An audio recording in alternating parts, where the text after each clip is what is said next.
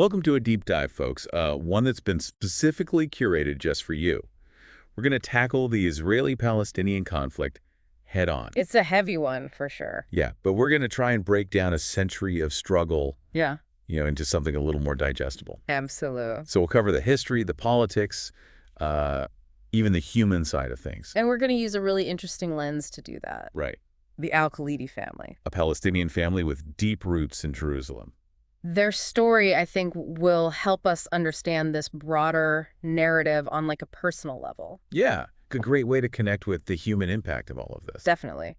And we'll see how different countries, the big players on the world stage, have shaped the region's fate. Because they've had a huge impact, obviously. And of course, no deep dive would be complete without looking at both sides. Right. We'll explore both the Palestinian and Israeli perspectives. Because it's complicated. Extremely. And often you only hear one side. But what's fascinating, though, is that even before World War I, there were hints of what was to come. Oh, really? Yeah, we have sources that detail a conversation between Yusudia Pasha al-Khalidi, he was a Palestinian scholar, Okay. and Theodore Herzl. Herzl, the founder of Zionism. Exactly. So this is before things really blew up, right? Yeah, it was the late 19th century. And what's interesting is that Khalidi, he foresaw the possibility, of Arabs being displaced if a Jewish state was created. He saw that coming. He did. And he actually brought this concern, directly to Herzl. I wonder how Herzl responded to that. Well, unfortunately, he dismissed it. Really? Yeah, and it reflects like a broader attitude, within the Zionist movement toward the existing Arab population. Oh, wow. An attitude that unfortunately we see echoed by Zionist, British, European, and American leaders for decades to come. So we're already seeing this tension even before the major global events like World War I. Exactly. And, to make things even more complicated, there's this misconception that's often found in Western literature that Palestine was essentially empty before the arrival of the Zionists. Oh, yeah, I've heard that. Huh? The land without a people for a people without a land thing. Exactly. But that's where Khalidi's perspective is so important, right? Absolutely. Khalidi vehemently refutes that. He paints a picture of Palestine as a place with a vibrant and established Arab society that had deep historical roots in the land. Right. It wasn't just empty waiting for people to come and settle. Not at all. So World War I, how does that change things? Well, World War I dramatically reshapes the political landscape of the Middle East. The Ottoman Empire, which had controlled Palestine, collapses. Oh, right. And Palestinians suddenly find themselves under British rule. This is where the Balfour Declaration comes in. Exactly. In 1917, the British government issues this declaration, promising to support the establishment of a national home for the Jewish people in Palestine. So from the Palestinian perspective, they go from being ruled by one empire to another, and now this new power is promising their land to another group. And it's important to note that the declaration, does offer vague assurances of civil and religious rights for the Arab population. Okay. But it primarily prioritizes the creation of this Jewish national home. And that becomes a major source of contention. It does. It lays the groundwork for a lot of the conflict that follows. It sounds like it sets the stage for a really complicated situation. It does. And all this is happening as the al-Khalidi family is living through these historical events. Yes. During World War I, they're actually forced to flee their home in Jerusalem because of the wartime conditions. So they experience displacement firsthand right from the beginning. They do. Wow. Seems like this is just the start of a really long and difficult period. Unfortunately, it is. What happens next? Well, as we move into the 1920s, Palestinian nationalism starts to really solidify, in response to both British rule and this growing Zionist presence. So it's developing alongside, not just in reaction to, Zionism. Precisely. It's a key development that happens concurrently. And I imagine this just adds another layer of complexity to an already intricate situation. Exactly. And this is where things get even more complicated. So as we get into the 1920s and 30s, we start to see Palestinian political organizations, become more vocal, more sophisticated. They're really starting to organize and push back against this threat to their future. Exactly. And the situation it's incredibly complex. You have the British Mandate, which is supposed to be, overseeing this peaceful transition. Right. But their policies end up furthering the Zionist project while simultaneously denying Palestinians basic rights and self-determination. It sounds like they're really caught between a rock and a hard place. They are. And one example of this, are provisions within the mandate, like Article 4. Yeah. This gave the Jewish Agency quasi-governmental powers. Wait, hold on. What's the Jewish Agency? So the Jewish Agency was essentially this Zionist governing body that operated within Palestine during the mandate period. Okay. And they were responsible for representing Jewish interests to the British authorities and played a key role in, facilitating Jewish immigration and land acquisition. So giving them quasi-governmental powers is basically giving them more control over what's happening. Exactly. And it really solidified their position to the detriment of the Palestinian population. Wow. So this is creating a very uneven playing field. It is. And even members of the Khalidi family, they get involved in Palestinian politics during this time. Oh, really? Yeah, some are even exiled for their activism. So this is affecting them very personally. Absolutely. And then comes 1948 and the war that creates the State of Israel. Yes, the 1948 war is a turning point, a catastrophe, really, to the Palestinian people. It results in the Nakba. The Nakba, right. That's the mass displacement of Palestinians. Exactly. It means catastrophe in Arabic, and it signifies the immense loss and trauma experienced by Palestinians during this period. Hundreds of thousands were forced to flee their homes. Exactly, becoming refugees, and the Khalidi family experiences this firsthand. They witnessed the violence, the fear, the upheaval, and they, like so many others, lose their homes and land. So the creation of Israel comes at an incredible human cost for the Palestinians. It does. And what role do global powers play in all this? Because I imagine they're not just sitting on the sidelines. No, they're not. The 1948 war and its aftermath really highlight the growing influence of the United States in the Middle East. Okay. The U.S. emerges as a strong supporter of Israel, and this has major implications moving forward. It really shifts the balance of power even further. Absolutely. And as we move into the 1960s, we see this resurgence of the Palestinian national movement. Right. But this time it's led by intellectuals, artists, and writers. It's interesting how even in the face of such hardship, culture and art can be a powerful force. Yeah, it's really remarkable. This period sees figures like Ghassan Kanafani, Mahmoud Darwish, and Emil Habibi rise to prominence. Kind of funny. Yeah, I know his novels were very influential. They were incredibly powerful. His work, explores themes of displacement identity, the struggle for liberation. So he's giving a voice to people who've been silenced. Exactly. And his novels like Men in the Sun and Returning to Haifa resonated deeply with Palestinians, especially those living in exile. Powerful stuff. What happened to him? Tragically, Kanafani was assassinated by Israeli intelligence in 1972. Oh, wow. It was a devastating loss, and it highlighted the lengths to which Israel was willing to go to silence prominent Palestinian voices. It's almost like it connects back to that dismissive attitude we talked about earlier. It does, and alongside this cultural revival, we also see the rise of militant groups like Fatah, led by Yasser Arafat. So this is a shift towards armed struggle. It is Fatah's armed struggle, while controversial, appealed to a Palestinian population that was becoming increasingly frustrated with diplomacy. They felt like they had no other choice. Many felt that way, and this period is also interesting because of the 1967 Six-Day War. A conflict that has huge ramifications for the region. Absolutely. We have sources that detail how Palestinian representatives at the United Nations were desperately trying to secure a ceasefire as Israeli troops advanced. So they were trying to use diplomacy to prevent further disaster. They were, but their efforts were largely ignored. And what's striking is the U.S. response at the time. What did they do? They weren't exactly rushing to help the Khalidi family, who were living in New York at the time, witness this firsthand. So they saw how the U.S. was responding to this crisis in real time. They did, and it was a clear indication of where American allegiances lay. It seems like the Cold War was playing a big role in U.S. policy at the time. Absolutely. The U.S. viewed Israel as a valuable ally in the region, and they were willing to overlook a lot to maintain that relationship. A pattern that, unfortunately, we see repeated throughout history. Yes. And the outcome of the 1967 war was a significant expansion of Israeli territory. Right. They occupied the West Bank, East Jerusalem, the Gaza Strip, the Golan Heights. Exactly. And for Palestinians, this meant living under Israeli military rule.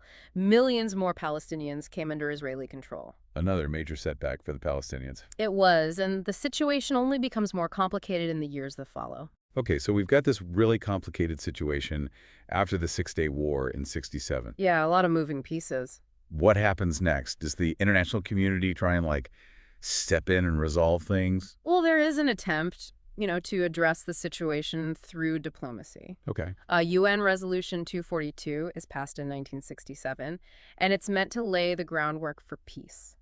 So on the surface, this sounds promising. What does Resolution 242 actually say?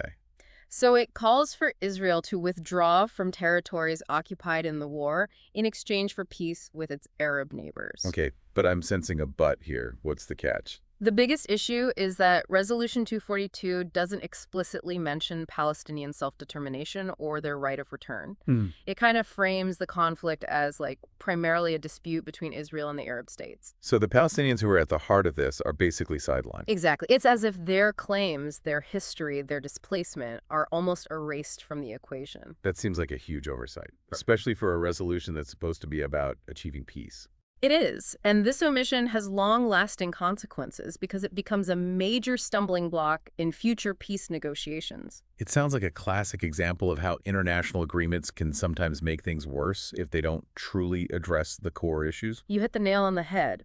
And this puts the PLO, the Palestine Liberation Organization, in a really difficult position. Yeah, what do? They're facing this powerful opponent in Israel, and now the international community is pushing for a peace process that doesn't even fully acknowledge their demands. It's a huge dilemma. How do you engage in a peace process when the very foundation of that process ignores your fundamental rights? Right. It's like they're being asked to negotiate from a position of weakness. Exactly. And it really echoes the challenges that they faced, with the Balfour Declaration and the British Mandate. Right. It's a recurring theme. So what path do they take? Well, the PLO tries to navigate this complicated landscape. They engage with the UN, but they're also involved in an armed struggle, which alienates some potential allies. It's a difficult balancing act. It is. And the 1982 Lebanon War really brings all these tensions to the forefront. And remember, the Khalidi family was actually living in Beirut during that war. Right. They were. Their story is just a powerful reminder of the human cost of this conflict. They experienced the Israeli invasion, the siege of Beirut, and the harrowing evacuation of the PLO firsthand. It's easy to forget sometimes when we're talking about these big political events that there are real people's lives at stake. Absolutely. And the Lebanon War also highlights the role of the United States. The U.S. provides crucial support to Israel during this conflict, both militarily and diplomatically. We talked about this earlier, that consistent pattern of U.S. support for Israel. Right. And even after the Sabra and Shatila massacres, where hundreds of Palestinian refugees are killed by Lebanese Christian militias allied with Israel, that U.S. support doesn't waver. This raises some serious questions about accountability. How much responsibility does the U.S. bear for the atrocities that occurred during this period? It's a question that's often overlooked, but it's a really important one to consider. And for the Palestinians, the Lebanon War is another devastating setback. It really exposes the limitations of relying on external support, and it forces them to rethink their strategies. So where do they go from there? Well, we see this shift towards grassroots resistance. The first Intifada, a Palestinian uprising, erupts in the West Bank and Gaza Strip in 1987. Right. And this isn't a conflict driven by armed groups or political leaders. This is ordinary Palestinians rising up against the occupation. And the Khalidi family visits Palestine during this time, right? What are their observations? They're really struck by the determination of the Palestinian youth. It's a sign that a new generation is emerging, one that's ready to take on the struggle. Wow. And the first Intifada challenges that image of a passive and subdued Palestinian population. It shows the world that they're not going to accept the status quo. It sounds like a pivotal moment. It is. It forces Israel to acknowledge the Palestinian desire for self-determination, and it lays the groundwork for the Oslo peace process in the early 1990s. Okay, so this is where we see those famous handshakes between Yasser Arafat and Yitzhak Rabin. Is this finally the breakthrough everyone's been waiting for? There's a lot of hope surrounding the Oslo Accords. It seems like a real chance for peace, but the Accords have some serious flaws, and it quickly becomes clear that they're not going to be easy to overcome. What goes wrong? Well, one major problem is that the Accords are negotiated in secret, without input from the Palestinian people. Oh, wow. It's a very top-down approach, and it ultimately backfires. The Khalidi family experiences this firsthand. They find their movement within Palestine severely restricted, even after the agreement is signed. So it's more about control than actual peace. It's a good way to put it. The checkpoints, the permits, the separation of the West Bank and Gaza, it creates a system that's incredibly difficult for Palestinians to navigate. And all the while, Israeli settlements continue to expand in the occupied territories. So the core issues of occupation and Palestinian self-determination aren't really addressed. Exactly. And this leads to growing disillusionment within the Palestinian population. They see the promises of Oslo failing to materialize. It seems like every time there's a glimmer of hope, it's quickly extinguished. Unfortunately, that's been the pattern for much of this conflict. And in this climate of disillusionment, a new player emerges: Hamas. Hamas, the Islamist group that controls Gaza. Yes. Hamas rejects the Oslo Accords and advocates for a more militant approach to achieving Palestinian liberation. They gain popularity by providing social services and by capitalizing on the failures of the PLO. By the late 1990s, tensions are rising again. The second intifada breaks out in 2000, and it's much more violent than the first. So we're back to that cycle of violence. Unfortunately, yes. The second intifada is marked by suicide bombings by Palestinian militants and harsh Israeli reprisals. It destroys any remaining trust between Israelis and Palestinians. And once again, we see the U.S. playing a crucial role.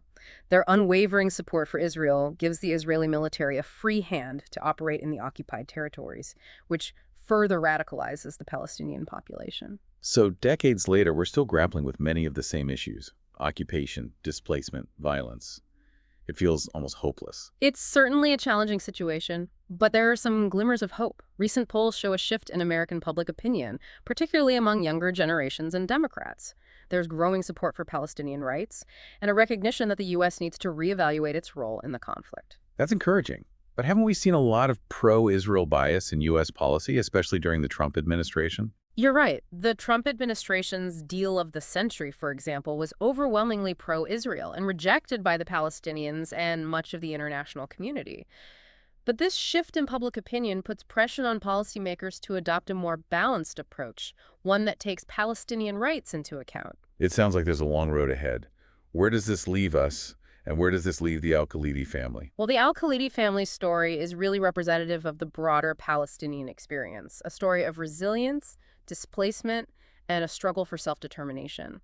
They, like many Palestinians, continue to face the realities of the ongoing occupation, particularly the dire humanitarian situation in Gaza under an Israeli-imposed siege. We haven't talked much about the siege of Gaza. It's had a devastating impact on the lives of ordinary Palestinians. Gaza is essentially an open-air prison with very limited access to basic necessities.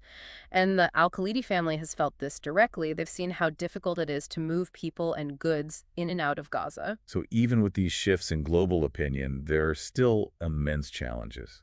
Absolutely. But despite a century of struggle, the Palestinians continue to resist, they continue to build their communities, and they continue to hope for a better future. Well, this has been a heavy but incredibly informative deep dive. Thank you for guiding us through this complex history. It's been my pleasure. And remember, understanding the Palestinian perspective is crucial to understanding this conflict. There are so many Palestinian voices out there that deserve to be heard. So to our listener, we encourage you to keep learning, keep questioning the narratives you're presented with, and most importantly, keep engaging with this issue. As we've seen today, even in the face of immense challenges, the pursuit of justice and equality continues. And who knows, maybe your understanding will help contribute to a more just and peaceful future for both Palestinians and Israelis. Thanks for joining us.